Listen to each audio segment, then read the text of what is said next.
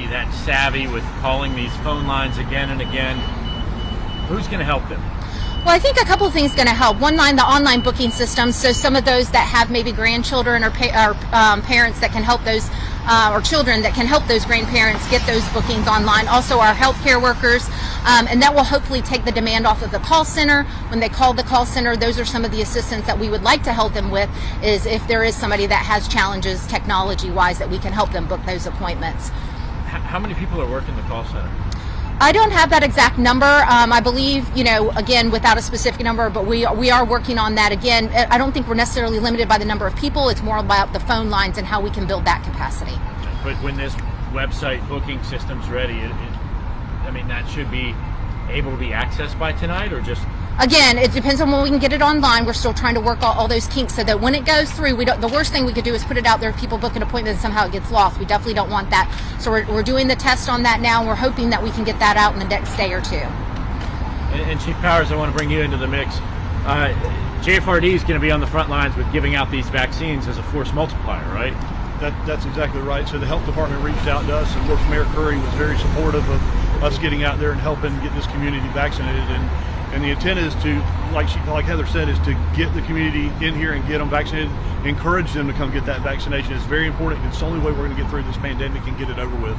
What's the response from your department? Do you have a percentage of the amount of people getting it? I don't. I haven't really looked at the numbers. As you can see, we're continually running them through here. We'll be doing that again next week, all next week, running them through here, getting them vaccinated.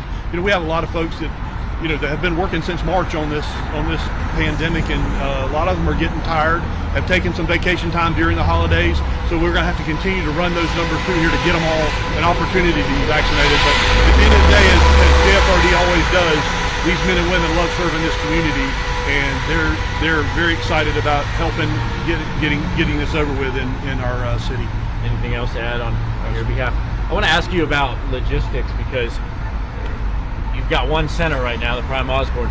Are we going to see this available at local hospitals, at local doctors' offices, a way that people that don't necessarily have access to downtown can get their shots? So as you can imagine, running a pod, a point of distributing or dispensing, is the administrative side of that is, to be able to run the incident command takes a lot. So currently we are having the one closed pod. The good thing is there is a federal pharmacy partnership agreement, so your local pharmacies will come online shortly. We don't know when that button's going to be pushed. Hopefully in the next few weeks, so that we can create more access points within each of our communities. The federal government has said that most 90% of the population live within 5 miles of a pharmacy, and that's why that partnership is going to be so important for our communities to be able to get to those places, especially transportation disadvantaged individuals. We do know the JEA has talked to us about possibly helping us with transportation and those kind of items, but we are looking in the near future to expand to those other pod locations throughout the community, because we know that everybody can't reach downtown. But in order for us to get this vaccine rolling, get the vaccinators vaccinated and all of that, we needed to start somewhere and ramp it up as much as we could, as quickly as we could, and be efficient and effective. But we know that those other opportunities are going to come online sooner rather than later. And we have a little bit of clarification, because some people said that they're walking up. Who's in line over there? Just a little bit of a scene setter for our viewers at home. Can they just show up to walk in? So it is appointment based only. So we started vaccinating this week. We started on Monday with vaccinating the vaccinators, which included the health department and JFRD members that are going to be helping us with this vaccination effort. Then yesterday and today we did a soft launch, no appointments. We personally reached out to a couple of those independent living facilities to be able to get a little bit of volume in there, so we could work on any of those process hiccups that we know happens when you set up a large pod. We wanted to be able to work through those and have it to be a very efficient process when we open appointments to the general public on Monday morning at 9 a.m. And how many people on Monday are you going to be able to get through the door? I don't have the exact number. Again, we are starting currently with 7 lanes, and then we're going to be able to ramp that up, knowing the space and the size, and then hopefully some of those pharmacies and your other pod locations and doctors' offices will also come online, so that we can be able to have additional access points within the community. As far as that booking process, the phones are inundated with calls. How many appointments do you have left to schedule on Monday? And what can we tell viewers at home that are frantic, calling us, calling you? What do we tell them? Yeah, and we're really appreciative that people are really excited about getting the vaccination. We have almost 1 million people in Duval County. We've got to do this in a somewhat of an organized fashion to get everybody there to get vaccinated. It's a 2-dose series, either the Pfizer 21 days apart or Moderna 28 days apart. And so we do know that there's a phone line issue. We're working on that issue. It is a statewide issue. It's not a Duval County issue. We're working on that. And again, that online booking system will give another opportunity for individuals to be able to book appointments. Okay, and when will this online booking availability, when will people have access to that? We're hoping in the next day or two. We're still working on that so that we can have it out there and that it's going to work the way that we need it to work. Okay, and so far, how many people have been able to get vaccinated today? You did have a question. I don't have that number this morning. How many will be able to the next coming days? Again, we're hoping, number-wise, to ramp up those based on what we're in a soft launch, so we're trying to do this, work on those little bit of operational obstacles that come up so that we can make it a smooth process, and we will be able to ramp it up as the days go on and the weeks go on. For clarification, too, you said that there's an issue with the phone lines, or is it that they're just being... It's inundated, yeah. Okay. They're inundated across the state. We use a statewide phone system. So as you can imagine, we're not the only county health department that's struggling with that. Is it When good? did appointments that were made via phone, when did those start out here? So the people who... They'll start Monday. Okay. So if anybody who's made an appointment today, they will be coming on Monday. So anyone who made an appointment is not out here today. Correct.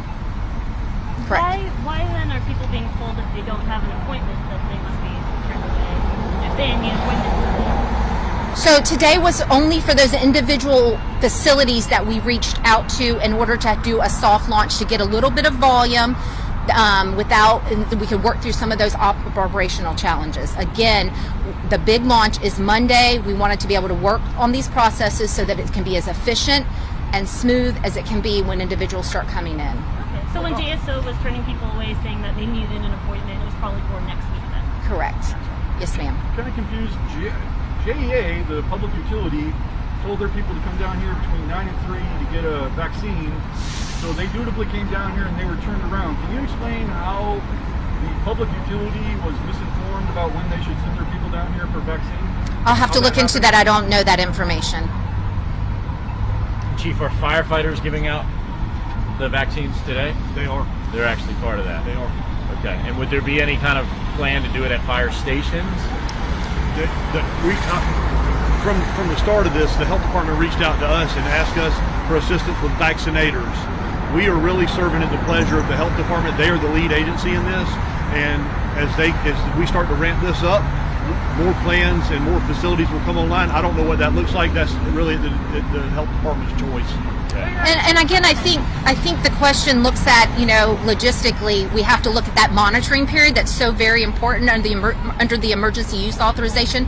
We must, because it's a novel vaccine, we must do that 15-minute monitoring of all those individuals. So we need to make sure that the locations that we pick to do pods really has the space to be able to do that monitoring of those 15 minutes, and that we have a medical professional there that's doing that monitoring.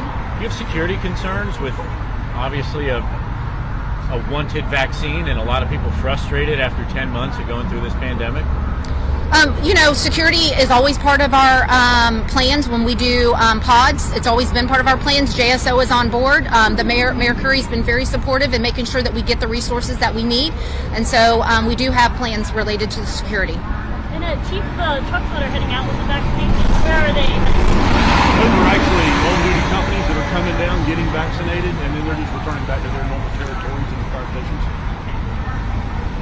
Was this website planned by the state before? I mean, they knew that there was a vaccine coming. Why is the website not ready to go? And I know So this is a county-run website currently. There will be a statewide reservation system that they're currently working in with a vendor, but we don't want to wait. We want to make sure that we go ahead and do that so that we can get these. We know what people are very eager, and we're trying to meet the needs of the customer. Do you know why they didn't have a state-run website ready in advance? I do not know the answer to that. What advice do you have for people that are calling and they really want the vaccine? They say they're not giving up, but some of them might. Keep trying. We're going to have that online system come. That'll be another access point. We're working with the phone vendor in order to see if we can get additional capacity there. And again, keep trying. There's million people, and so it's a high demand right now, and so we're trying to meet the needs of those customers. And again, we're very, very fortunate that hopefully that federal pharmacy partnership will come online. We'll have those different access points, and of course, hopefully, eventually, your doctors that have enrolled to be a COVID provider will also be able to see those patients too. And when will that be launched? What? The website. When will it be launched? Again, talking about the online booking in the next day or two is what we're hoping for. Thank you. All right. Thank you. We're good. Thank you. And it's Duval County. I'm the interim in Duval, and I'm the health officer in